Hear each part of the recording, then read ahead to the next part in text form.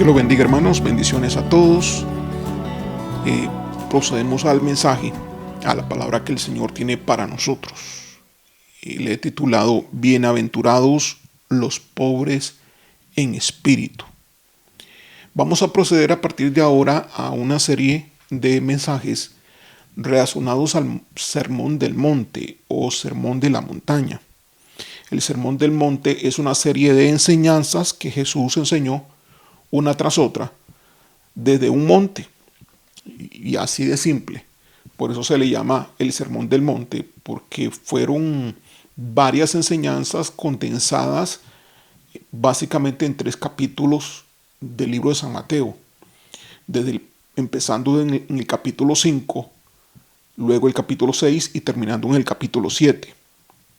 Para que veamos la importancia del Sermón del Monte, les voy a esbozar las enseñanzas que podemos encontrar ahí. Primeramente, las bienaventuranzas, que es de lo que nos vamos a dedicar durante un tiempo, empezando en el día de hoy.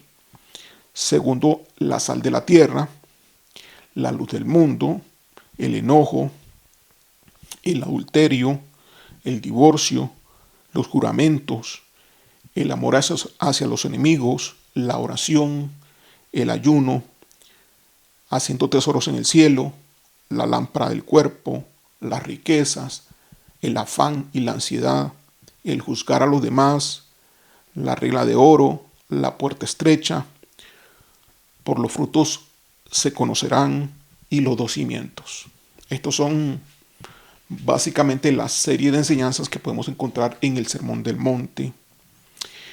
Vamos a empezar el día de hoy con las bienaventuranzas, el primer mensaje del Sermón del Monte. Las bienaventuranzas, que son 8, a partir del versículo 3 del capítulo 5 de Mateo hasta el versículo 11.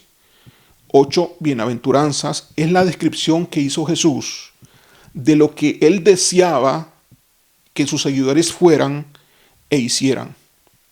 Las bienaventuranzas son el estándar del éxito de lo que es y debe ser un hijo de Dios. Muy diferente al estándar del mundo en cuanto a la felicidad y al éxito.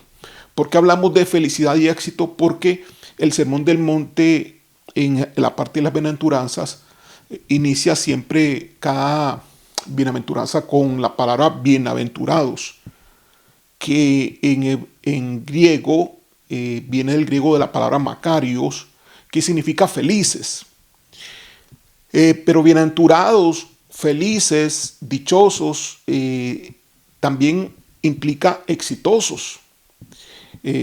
Entonces, la forma en que el mundo ve a la gente feliz, la forma en que el mundo ve a la gente bienaventurada es una forma totalmente diferente a como Dios la ve, a como Dios la percibe. Mientras los paganos se preocupan por sus propias necesidades materiales y el éxito se mide en función de lo que se tiene, los cristianos buscamos antes que todo, primeramente, el reino de Dios y su justicia. Y los verdaderos seguidores de Jesús difieren completamente en cuanto al éxito en la perspectiva de lo que el mundo evalúa o mira. ¿Qué significa esto? Que usted y yo, como cristianos, debemos de adoptar una actitud diferente, de igual manera a la que el mundo nos ha enseñado. El mundo nos ha enseñado que el éxito depende de si tienes un buen trabajo, de si eres un empresario, si eres un negociante, de cuánto dinero te entra por mes, del salario que tienes. El dinero depende si tienes una buena casa, el éxito depende si tienes una buena casa, si tienes un buen carro, depende de las propiedades que tengas, y depende de cómo lo disfrutas, la vida, cómo disfrutas las cosas. Pero el éxito desde el punto de vista de Dios es totalmente diferente, como lo vamos a ver en las bienaventuranzas. Así pues, los verdaderos seguidores de Jesús son diferentes, tantos en relación a la iglesia nominal, es decir, a la iglesia normal, por así decirlo, un verdadero seguidor de Jesús es diferente a la cantidad de gente que se dice ser cristiana. Un verdadero hijo de Dios es diferente al montón de aquellos que asisten a una iglesia cristiana, llámese como se llame, no importa el nombre, evangélico, protestante, bautista, metodista, no importa cómo se llame, pero el verdadero seguidor de Jesús es realmente diferente a la gran mayoría de los que se dicen ser cristianos, y también es diferente al mundo secular. Así que el verdadero hijo de Dios es diferente tanto desde el punto de vista religioso como desde el punto de vista que no es religioso. Y las marcas de las bienaventuranzas en un hijo de Dios realmente no son parte de una élite especial. Por el contrario, las bienaventuranzas detallan la concepción de Cristo sobre lo que en esencia debe de ser cada cristiano. Así que pudiéramos decir que las bienaventuranzas pueden ser una vara de medir, ¿no? Podríamos usarla de alguna manera como una vara de medir qué tan bien estoy, qué tan mal estoy como hijo de Dios en función de lo que Dios dice que debemos de ser todos. Así como los 9 aspectos del fruto del Espíritu que menciona Pablo, el fruto del Espíritu, el amor, gozo, la paz, benignidad, paciencia, bondad, el fruto del Espíritu deben de cosecharse en el carácter de cada uno de los cristianos. También las 8 bienaventuranzas hablan de que es un ideal para cada ciudadano del reino de los cielos. Vamos a empezar leyendo en el versículo 1 del capítulo 5 y dice así: viendo la multitud, subió al monte. Por eso se llama el sermón del monte. Viendo la multitud, subió al monte, y sentándose, vinieron a él sus discípulos, y abrieron su boca, y abriendo su boca, les enseñaba, diciendo, y aquí empieza la primera bienaventuranza: bienaventurados los pobres en espíritu, porque de ellos es el reino de los cielos. Bienaventurados los pobres en espíritu, porque de ellos es el reino de los cielos. Empecemos por la primera palabra de en el versículo 3, que es bienaventurados. Se elogia aquí la cualidad específica, pero también a la persona que exhibe esa cualidad. Se le declara bienaventurada, se le declara bendita. La palabra, como les decía, en griego de bienaventurado es makarios, significa feliz, pero es la forma en que Jesús ve el éxito del Hijo de Dios, de aquellos que forman parte del reino del Señor. Cuando les dice felices, es como decirles exitosos, pero no la felicidad ni el éxito, como les vengo diciendo, que el mundo da, o predica, o cree, o vive, sino les dice bienaventurados, no tanto declarando cómo se sienten, si se sienten felices, sino cómo Dios los considera y lo que son debido a que Dios los considera así. Entonces Dios por eso los bendice y les dice benditos por lo que son.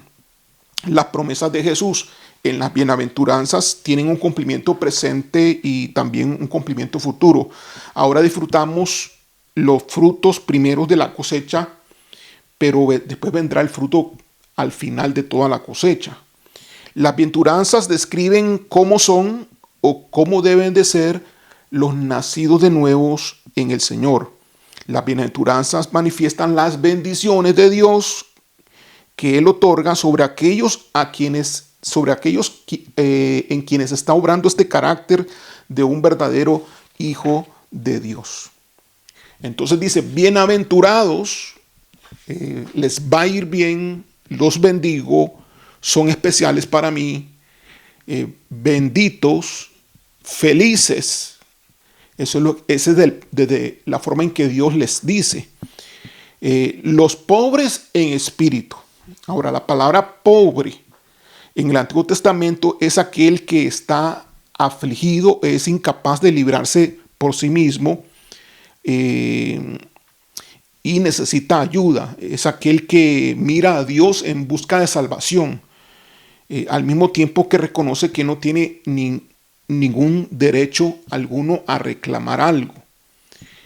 También es una palabra muy usada para equivalente a la palabra mendigo, que es aquel que no tiene nada, aquel que no posee ningún bien.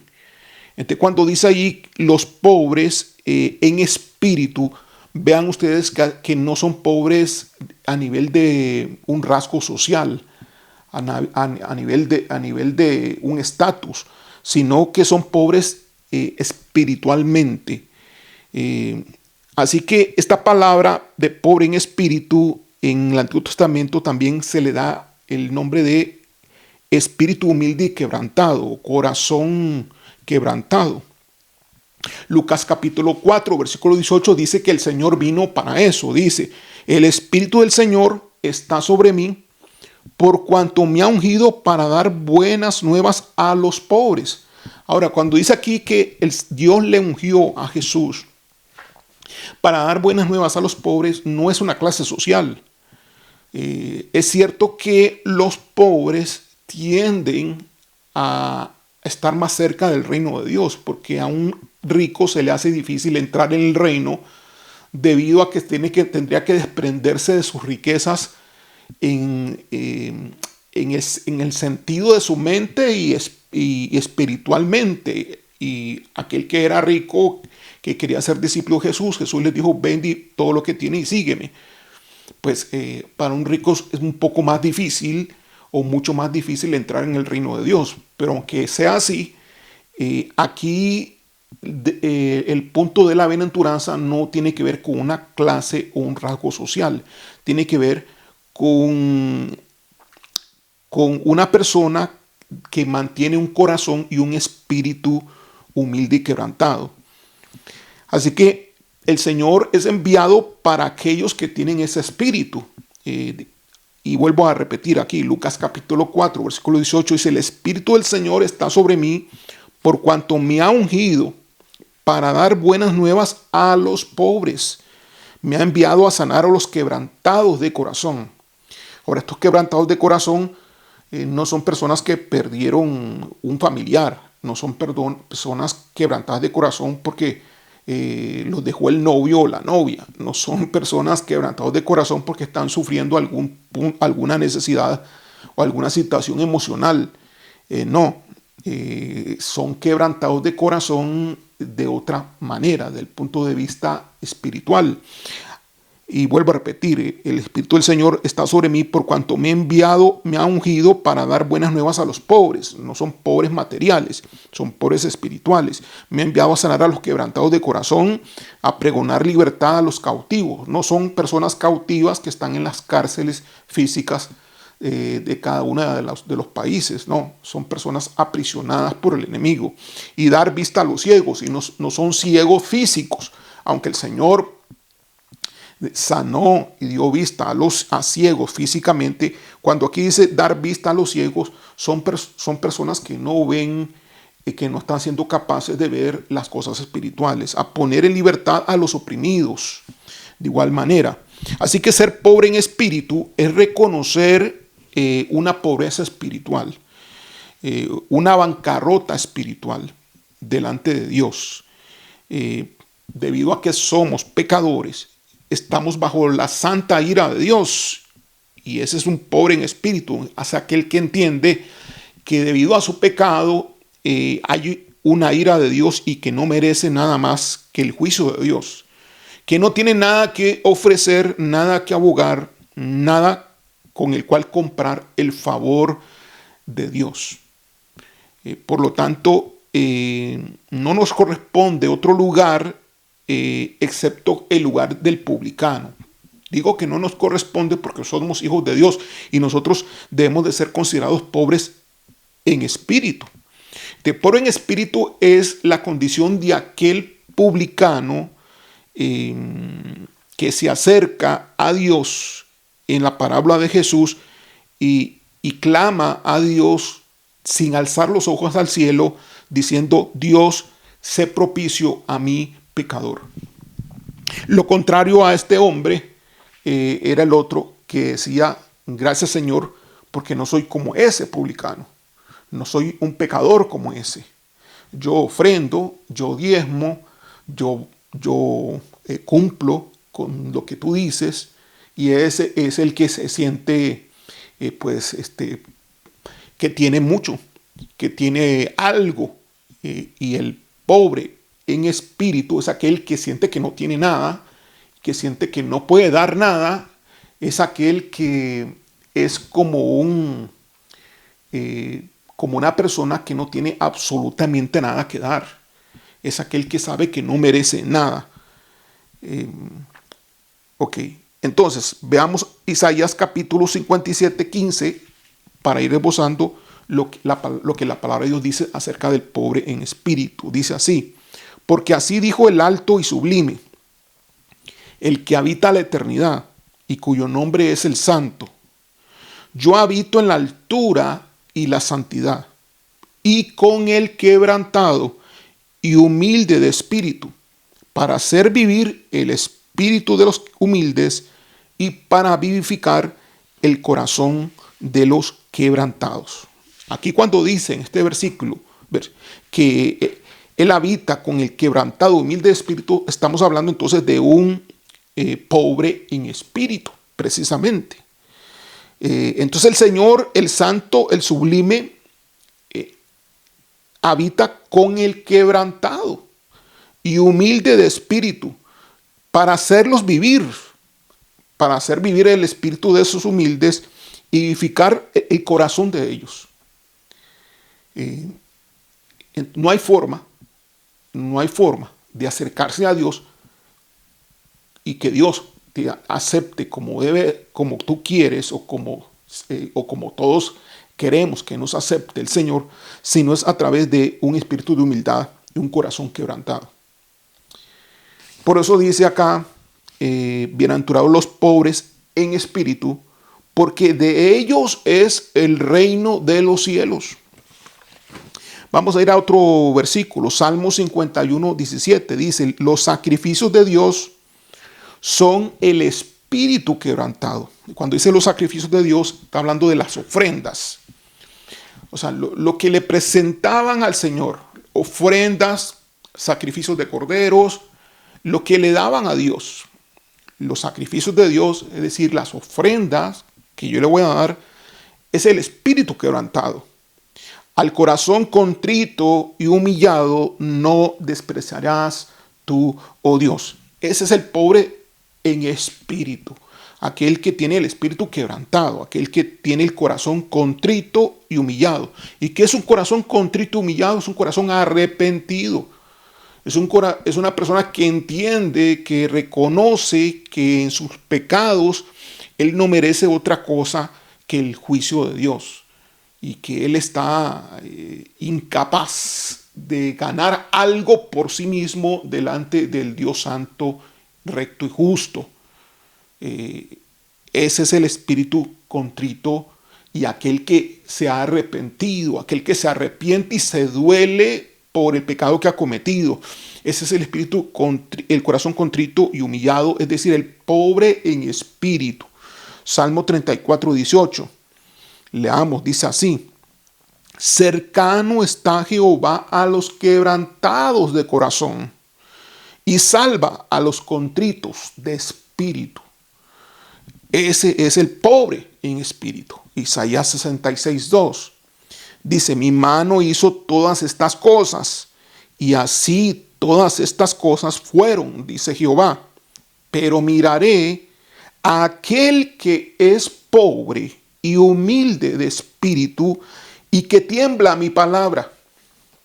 Entonces, eso es lo que el Señor mira, y eso es lo que el Señor espera, y es la marca de que realmente tú eres un seguidor genuino de Jesucristo. Si tú tienes pobreza en espíritu, tienes un corazón humilde y quebrantado delante de Dios. Sabes que no mereces nada. Sabes que todo se lo debes a Él, absolutamente todo. Y si es así, obviamente no hay orgullo. Si es así, entonces hay humildad. Y ese es el estado en el cual debemos de estar todos los hijos de Dios, todos los guerreros. Obviamente, un corazón de espíritu humilde y quebrantado. Ese es el manto de la humildad del guerrero. Veamos una iglesia que no es catalogada con este carácter de pobre en espíritu. Precisamente hablamos de la iglesia de estos últimos tiempos, la última iglesia del Apocalipsis, la iglesia de la Odisea. Y dice así en Apocalipsis capítulo 3, del versículo 14 al 19. Dice, y escribe al ángel de la iglesia en la Odisea: he aquí el amén, el testigo fiel y verdadero, el principio de la creación de Dios, dice esto: yo conozco tus obras, que ni eres frío ni caliente. Ojalá fueses frío o caliente, pero por cuanto eres tibio y no frío ni caliente, te vomitaré de mi boca. Porque tú dices, ahora dice por qué es frío, por qué es tibio. Dice que lo va a vomitar de su boca. Dice, porque tú dices, dice la razón, versículo 17, porque tú dices, yo soy rico. Aquí se siente autosuficiente esta persona, por lo cual no es un pobre en espíritu. Yo soy rico y me he enriquecido y de ninguna cosa tengo necesidad. Y no sabes que tú eres un desventurado, miserable, pobre, ciego y desnudo. Por tanto, yo te aconsejo que de mí compres oro refinado en fuego, para que seas rico, y vestiduras blancas para vestirte, y que no se descubra la vergüenza de tu desnudez, y unge tus ojos con colirio para que veas. Yo reprendo y castigo a todos los que amo. Sé pues celoso y arrepéntete. Este es la marca hoy de la iglesia moderna. Esta es la característica de la iglesia actual. Una iglesia que es tibia, que no es ni fría ni caliente. Por lo tanto, va a ser vomitado de la boca del Señor, porque se cree que lo tiene todo, que no necesita prácticamente mucho, porque tiene suficiente. Pero el pobre en espíritu es aquel que sabe que todo se lo debe al Señor. Pero no solamente sabe, sino que lo expresa, lo vive, sino que es parte de su ser. Lo dice con su boca, pero también lo habla con sus hechos.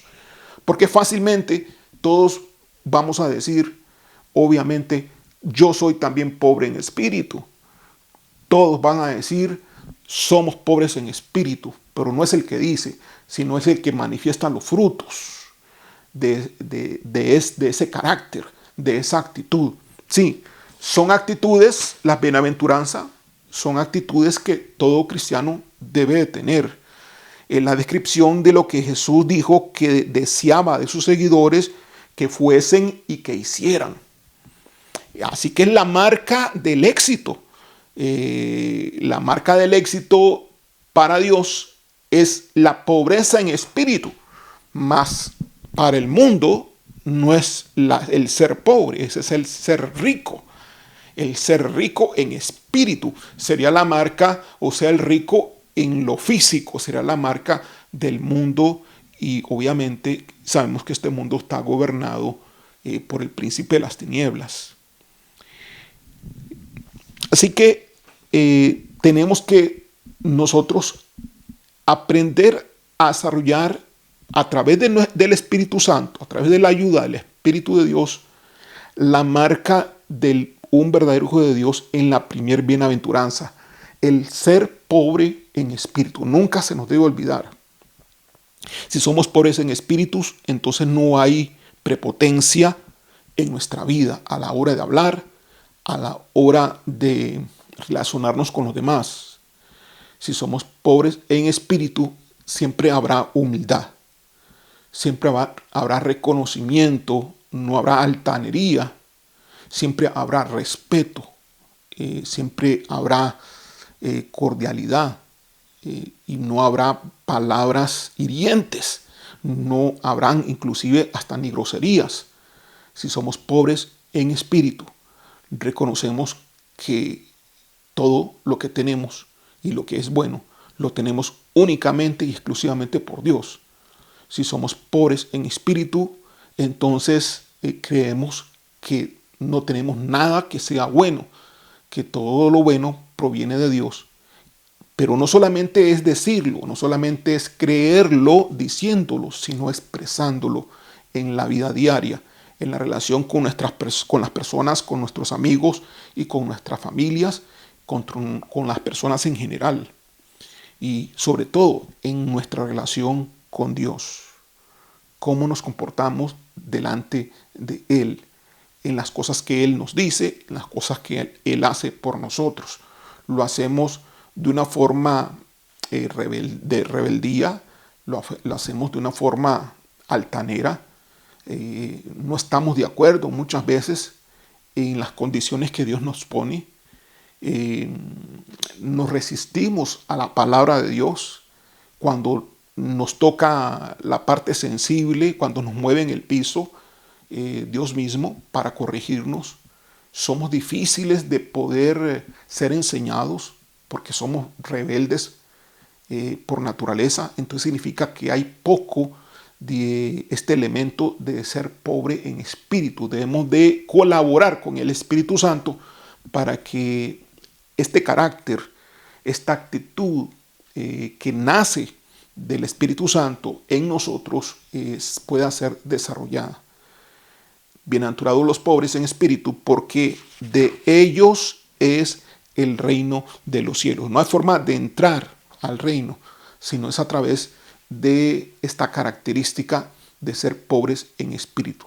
Por eso el Señor dijo que el reino de los cielos les corresponde a los niños, que seamos como los niños que precisamente tienen esa característica de humildad. Gloria a Dios. Esta es la primera característica o primer atributo de un verdadero hijo de Dios. El ser pobre en espíritu. Es la marca que nos distingue de todas las demás personas que se dicen ser cristianas y de aquellos que ni lo son, aquellos que son del mundo. Es la marca que nos distingue entre aquel que es verdadero hijo y aquel que no lo es. Vamos a orar. Gracias, Padre, gracias, Señor. Te pedimos que nos ayudes, Señor, y que cambies, transformes nuestros corazones, Señor. Porque hemos sido orgullosos muchas veces, altaneros, prepotentes. Hemos creído que tenemos lo suficiente o lo necesario o algo y que con eso podemos hacer cosas y nos hemos creído capaces. Mas tu palabra dice que sin ti nada podemos hacer.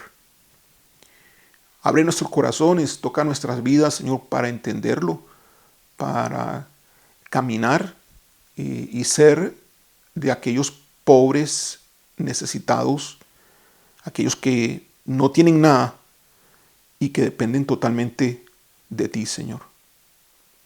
No tiene que ver con las cosas materiales, tiene que ver con la actitud y con el comportamiento en nuestra vida diaria. Cámbianos, Señor, transfórmanos a través de la adoración que te damos día a día, que tu Espíritu Santo transforme nuestras vidas para ser herederos de tu reino en el nombre de Jesús. Amén. Dios le bendiga, Dios le guarde.